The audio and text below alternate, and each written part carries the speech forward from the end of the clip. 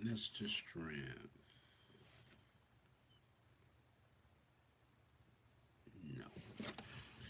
No. Okay, Africa, Black Labor, White Wealth by Dr. Claude Anderson. Africa, drained of resources and human capital.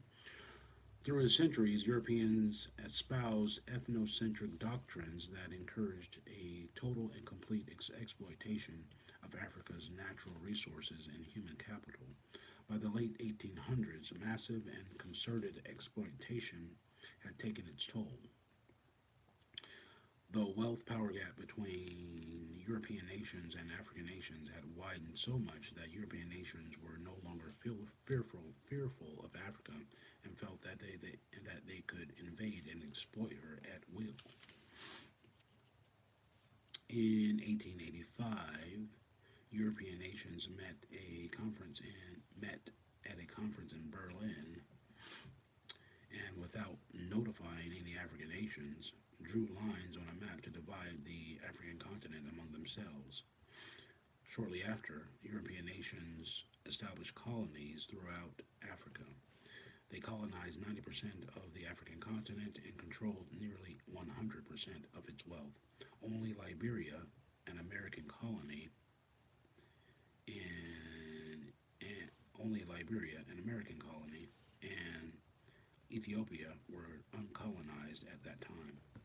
In the mid 1960s, some black African nations were restored to independence, but not because white European nations had developed a moral conscience or no longer needed to exploit Africa and its people. Instead, European nations freed the African nations because they had acquired most of their wealth and power and now felt that they could control those nations just as effectively from the outside. Columbus searches for gold, finds slaves. Natural resource wealth that Europeans acquired from Africa whetted their appetite for the finer things of life.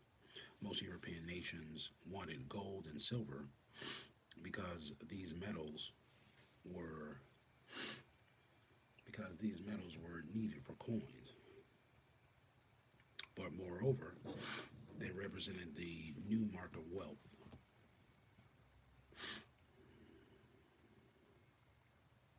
These precious metals useful were more useful than land because they could buy anything anywhere.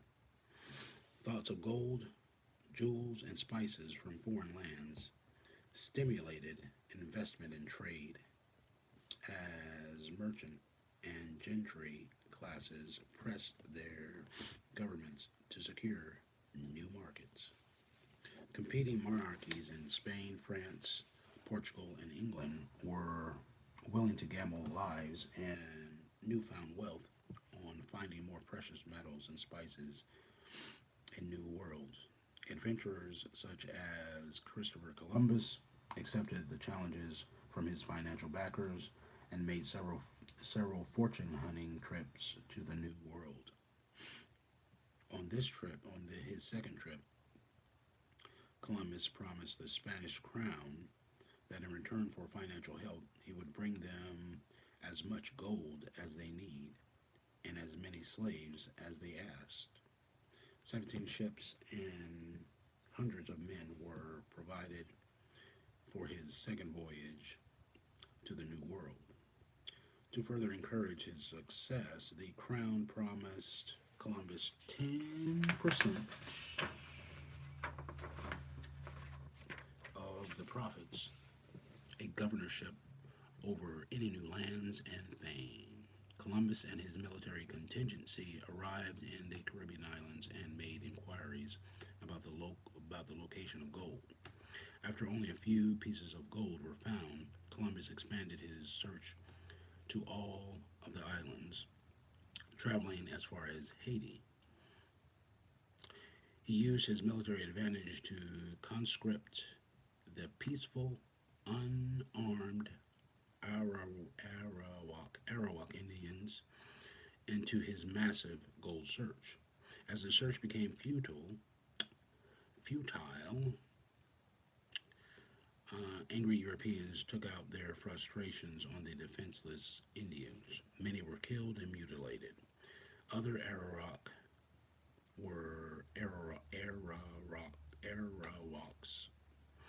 were given were driven to commit suicide.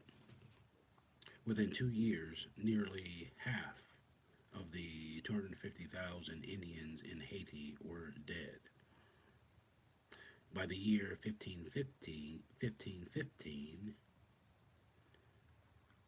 there were 50,000 Arawak Indians, and by 1550, only 500 remain. Howard Zinn said that a report in 1650 showed that none of the original Arawaks or their descendants were left. Failing to find a significant amount of gold, Columbus attempted to at least keep his promise to the crown regarding slaves. He selected 500 of the strongest male and female Indians and shipped them back to Europe for servitude.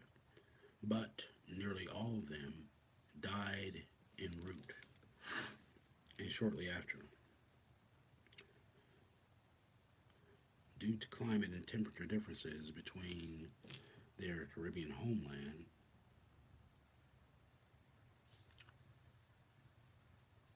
and the European continent, nearly all of them died en route or shortly after due to climate and temperature differences between the Caribbean homeland and the European continent. Now, like the elusive Bahamian gold, an entire race of Arawak Indians does not exist. The Americas become an extension of Africa. Following Columbus's explorations to the New World, a new sense of European nationalism developed. European nations competitively explored South and Central America and the Caribbean islands in search of gold and other precious metals.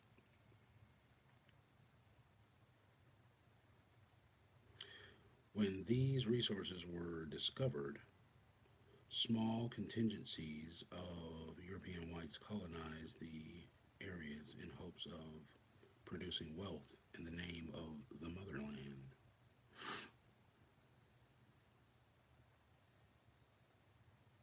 But European whites were allegedly physically incapable of doing the laborious work, and the Indians had been killed off.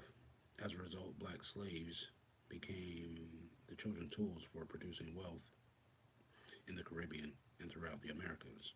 Black slaves were needed in the plantation fields of the Caribbean, the tobacco fields of the Piedmont, and the mines of South America. It was the massive influx and dominance of black slaves in mining and agricultural production that directly linked black enslavement to Europe's increased wealth, power, and industrialization.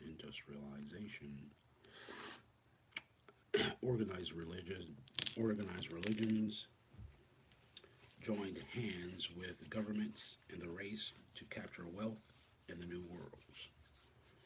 They merged, searching for lost souls and lost gold. In the early 1500s, high officials in the Catholic Church designated African blacks as the primary instrument of mining wealth for whites in South and Central America because Indians were being killed off by the rigorous labor and European diseases. Blacks were perceived as being physically more durable and expendable. Portuguese and Spanish slave traders moved into high gear, buying, selling, and shuttling black shuttling black slaves across the Atlantic Ocean. More than 90% of Africa's kidnapped blacks were shipped to South America and the Caribbean islands. Between 1600 and 1800, black slaves outnumbered the white Europeans entering the Americas. Up until 1820, blacks outnumbered Europeans transported across the Atlantic by a ratio of 3 to 1. Most were settled in Brazil, giving it the largest black population outside of the African continent. These black slaves These black slaves and their descendants were Brazil's dominant population of European white immigrants, or until the great mass of European white immigrants arrived in the 1880s, long after slavery had been terminated and European wealth and power had been amassed. These new white immigrants arrived to reap the fruits created by forced black labor. A century later, the descendants of Brazil's black slaves are still excluded from enjoying the fruits that are so impoverished that death squads murder the hordes of black street children who scavenge for food. Mhm. Wealth production in the Americas. Oh, go ahead.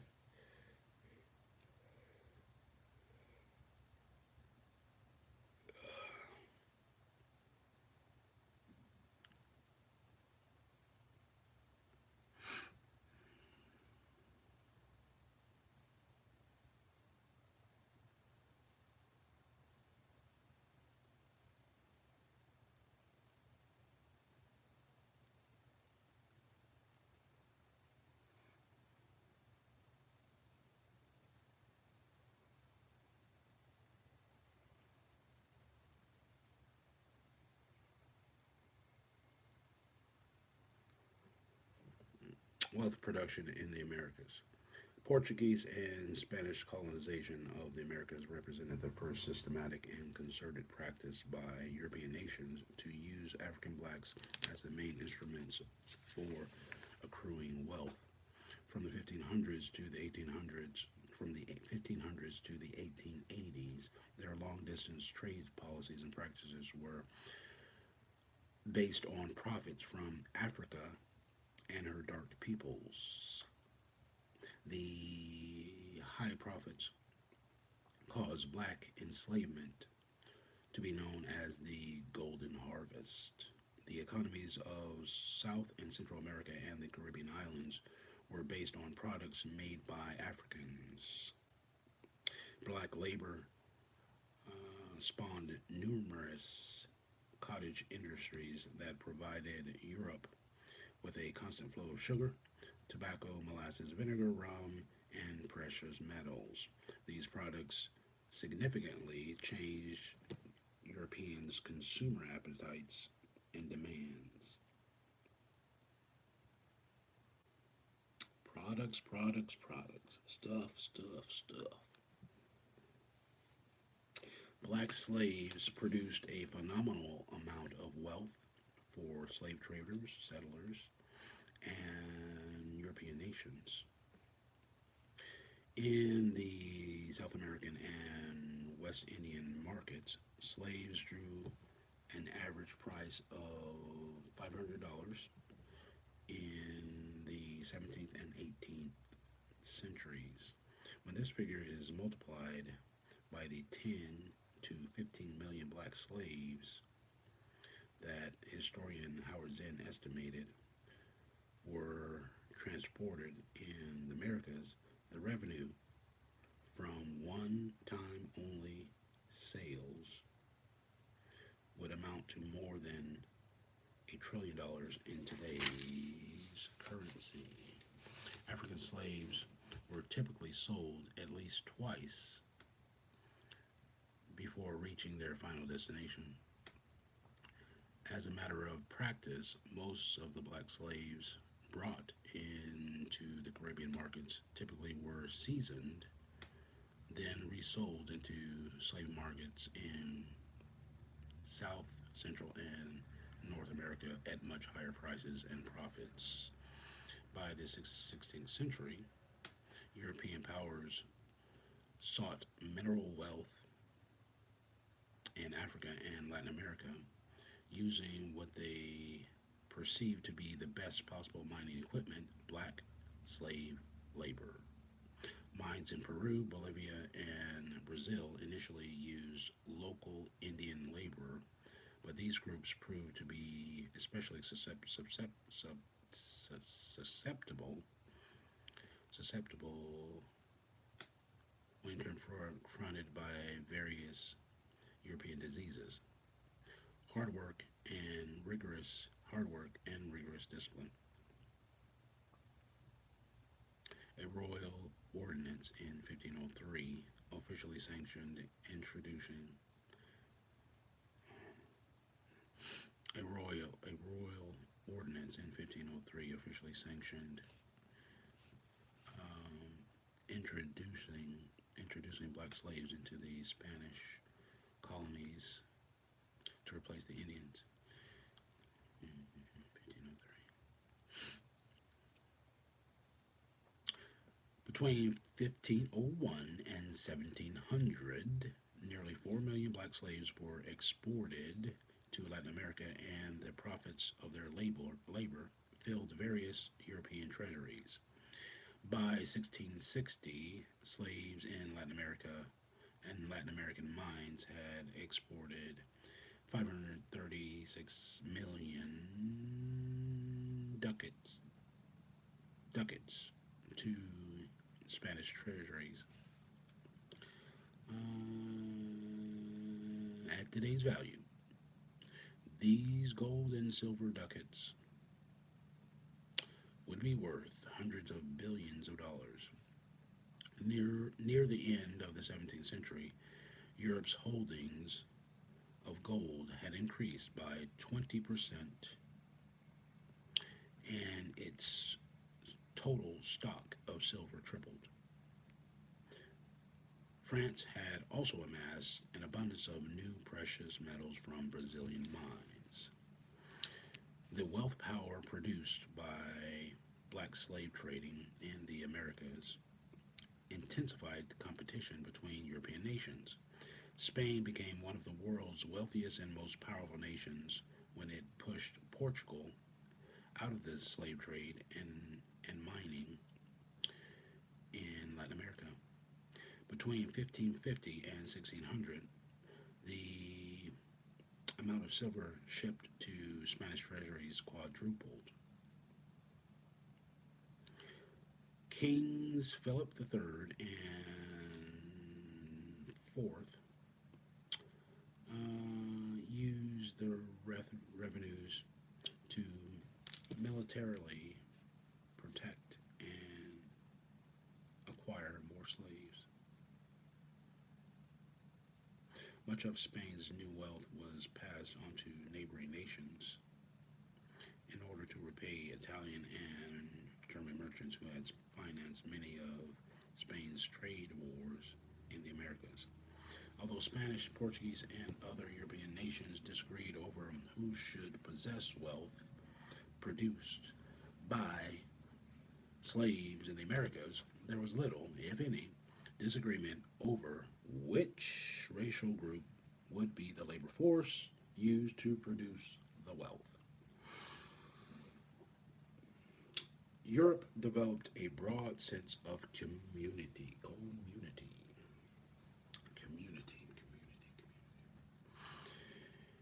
England established North America as a colony populated by white-skinned people, preferably of English ethnicity. The English, proud and puffy people, enjoyed boasting of their heritage and bloodlines. King James, the ruling monarch had offered to share the wealth of the new colonies with all who sought to settle and be loyal to the English crown. But the New World, but the New World wealth was to be kept within the English ethnic family first, and the broader European family second. A doctrine of racial and ethnic exclusivity simplified the process of establishing a broad sense of community in the strange new world. As a sense of community took root, a foundation was laid for European whites to survive and prosper through expropriated Indian land and black labor. European whites European whites' fears of the large number of black slaves intensified their desire to maintain a broad sense of white community. But in their efforts to maintain a white numerical dominance, they abandoned being an English only country and recruited other white European ethnics. The inclusion of other ethnics did not conflict with the original doctrine of exclusivity. Rather than a nation of Englishmen only, America's mandate was broadened to a nation for whites only. The three primary sources of white wealth were inherited wealth, land ownership, and expropriated black labor.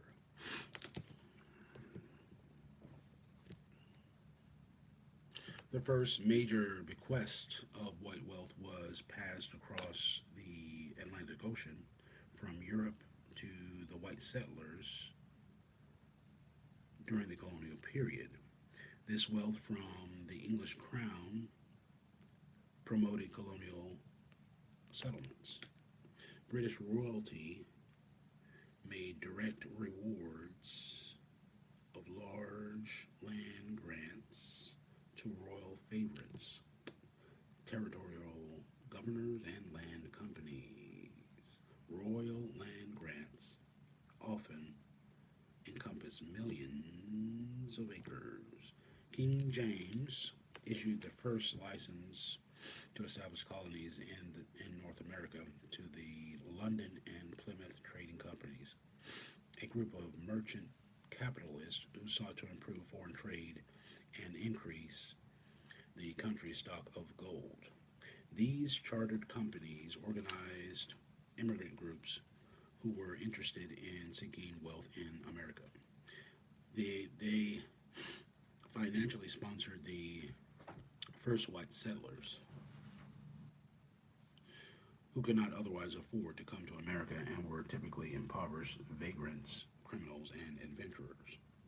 English immigrants were generally directed by government licensed trade companies to search for all manner of mines of gold, silver, and copper in America. The London Company established its first colony of white settlers in Jamestown, Virginia in 1607. And contrary to popular myth, few early European settlers immigrated to America for the purpose of seeking religious or political freedoms. Most came to the New World for the same reasons that most immigrants come to America, for economic opportunities. The London Trade Company promised the immigrants monetary dividends from any gold or precious metals they found. But, like their predecessor, Columbus, they found no gold. They found no gold. Fewer than half survived the first year. Of 6,000 new settlers, who arrived between 1620 and 1622.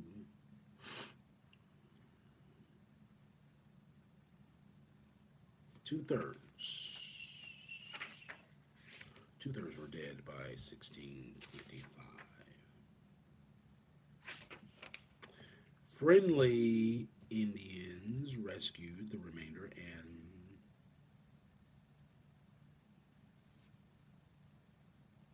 Friendly Indians rescued the remainder and taught them how to survive the harsh wilderness.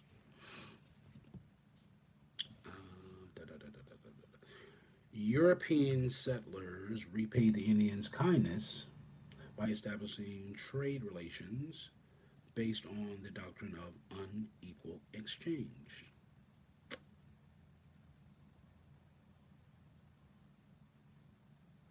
As discussed earlier, this exploitative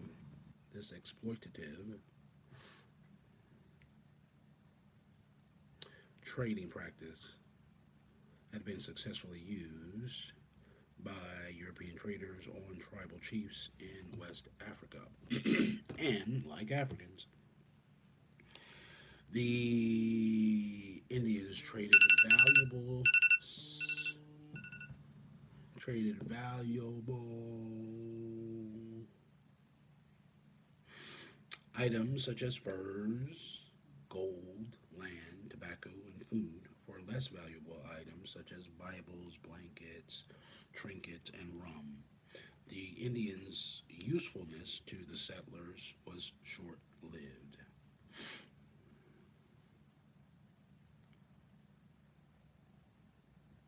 The settlers were good students and quickly learned how to survive in the wilderness. As the Indians became less valuable than their land and natural resources, the whites killed, enslaved, and drove them from their homelands. Timeline 1634 to 1667. All right, let's see. Doctrine of unequal exchange began with American Indians. 1634, slavery introduced into Maryland and Delaware colonies. 1639,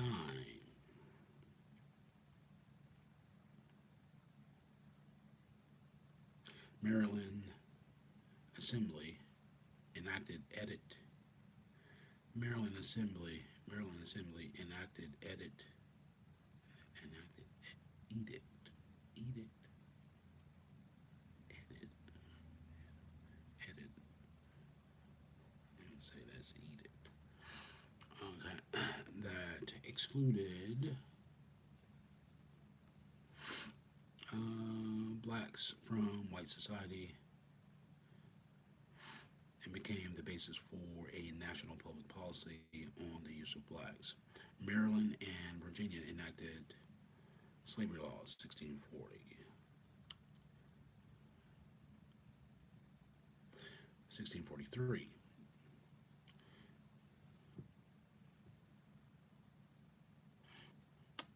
Virginia enacted fugitive slave law.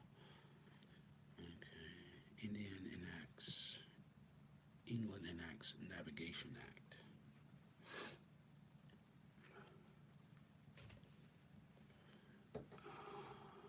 1662. Nations development and future became dependent on the availability of a bound labor force.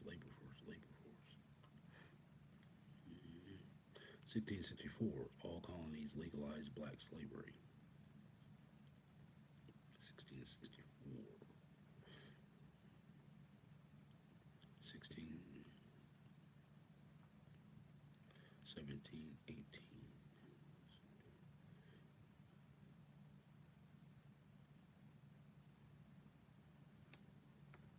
17, 18, 19, 17, 18, 19.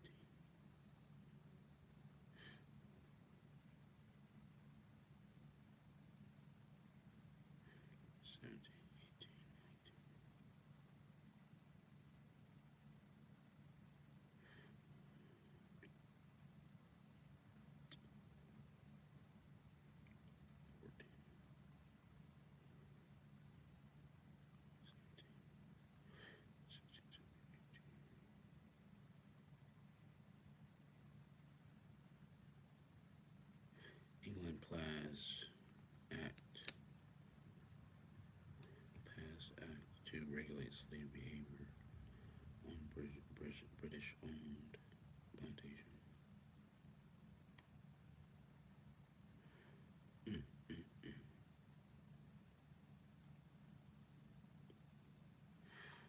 All right. Wealth power struggle fomented nationalism. England's new wealth and power gave rise to a sense of ethnic identity and nationalism among the settlers. Among the settlers.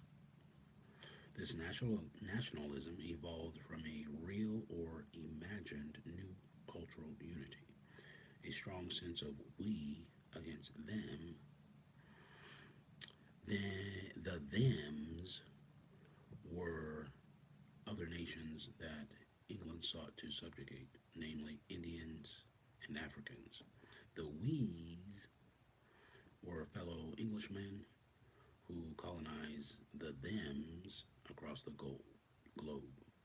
To protect the we's, England strengthened its maritime control over long distance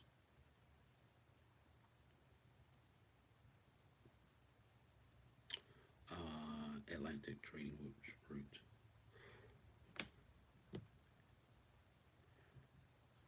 It enacted the Navigation Act of 1651, which, in effect, declared a form of economic warfare on their European nations by requiring that goods imported from any European nation or any English colony to be shipped only by British vessels. The act also prohibited the colonies from either developing manufacturing industries or purchasing processed goods from any nation other than those under the control of the British Crown. In addition, the Navigation Act gave England the power to establish a monopoly to both the slave trade and the marketing of slave produced products with colonies. The English government's control of colonial trade virtually guaranteed English industries a monopoly over raw materials and cash crops.